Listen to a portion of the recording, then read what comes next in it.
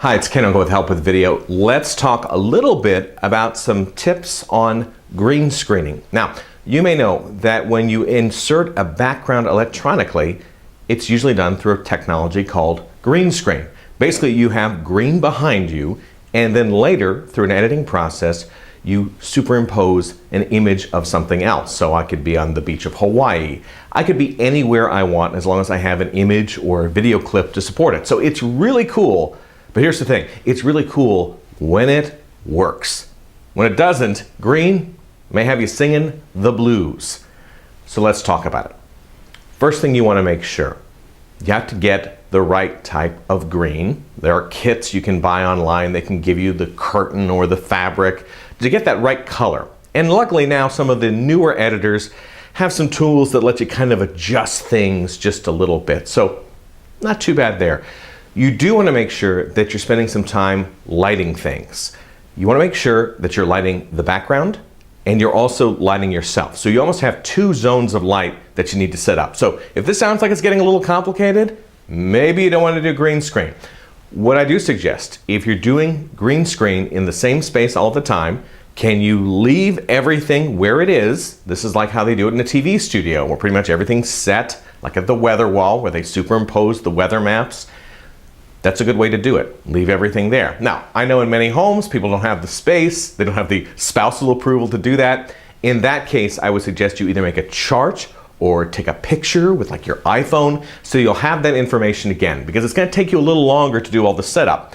I also think it's very good to do a test recording. So in other words, you'd record yourself talking for a few seconds, then you jump on an editor, you look at the background, see how it works. There really isn't much in the way of a program that allows you to do green screening in real time. So you need to shoot a little bit, see how it looks, adjust as necessary. You don't want to record your 5-minute piece and then find out, ooh, it doesn't look too good. Another tip I want to give you, the background image that you use, does it scale with you? Do you look like you're a giant? If so, the scale of the image in response to you is probably off. So you want to make sure things like that are fine. Takes a little more time to do this. Again, the payoff could be good, but if you're looking to do just very simple, quick videos, green screen might be a little bit too much for you. So keep all of these things in mind. Finally, if you don't like playing around with an editor, green screening might not be for you. You have to make little adjustments to things. I go more into this in my ebook, Mastering Video.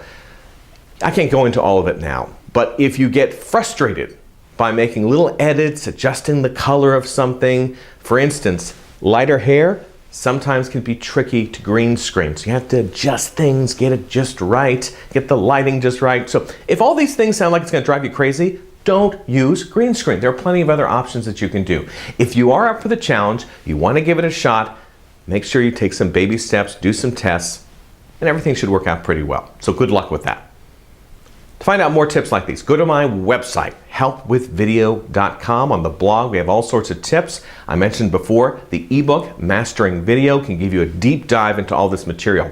Also, if you're just getting started, need to get some equipment, go to my equipment page. There I have a list of items that I've used before. It can be a great starting point as you decide what you need to move further ahead. And let's say you have a question you want me to answer in a future episode. Go to the bottom of that Help with Video page. You're going to see a little place where you can click with your mouse, and then you can record a question using the speakers on your computer. Just a short question. Give me an idea what you'd like to know about video. Okay, we're out of time. We will talk soon. I'm Ken Okel. Take care.